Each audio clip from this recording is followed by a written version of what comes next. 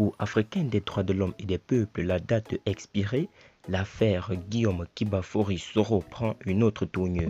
Pour plus de détails, après le générique. Avant de commencer, abonnez-vous à la chaîne et activez la cloche de notification car cela va vous permettre de ne plus manquer les prochaines vidéos. Let's go!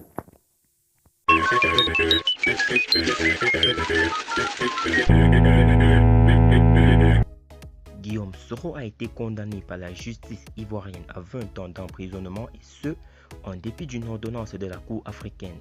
Madame Afoussiata Bamba Lamine de l'équipe de défense de l'ancien président de l'Assemblée nationale n'entend pas laisser les choses en l'état.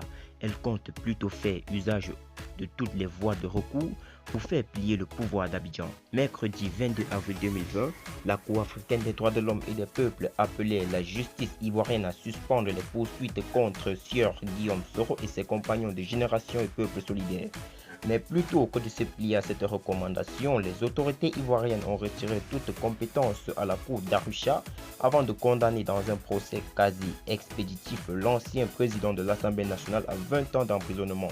Le pouvoir d'Abidjan disposait toutefois d'un mois pour appliquer les recommandations de la Cour africaine, ce délai étant arrivé à expiration sans que les lignes ne bougent. Pour Guillaume Soro et ses compagnons, c'est donc à juste titre qu'Afoussiata Bamba Lamine est à nouveau monté au créneau pour interpeller le pouvoir d'Alassane Dramane Ouattara. Jointe par Radio France Internationale, l'ancienne ministre de la Communication s'est voulu très incisif. La date a expiré, donc voilà, on va le faire constater et on indique également que fort de cela, nous allons envisager toutes les mesures qu'il faut pour contraindre l'État de Côte d'Ivoire à appliquer cette décision, a déclaré l'avocate avant de donner une piste de procédure que son équipe entend explorer. Nous allons faire un rapport à la Cour pour constater effectivement le non-respect de toutes ces décisions par l'État de Côte d'Ivoire par le régime actuel. Afoussiata Bamba Lamine ajoute par ailleurs que le président de la Cour africaine va faire un rapport de la non-application des recommandations de la Cour par Abidjan au chef d'État de la conférence des présidents de l'Union africaine ainsi qu'à l'Union européenne et aux Nations unies.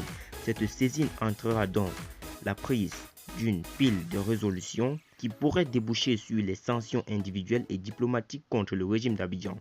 Au-delà de la Côte d'Ivoire, l'affaire Guillaume Soro est en passe de s'internationaliser à 5 mois d'une élection présidentielle cruciale.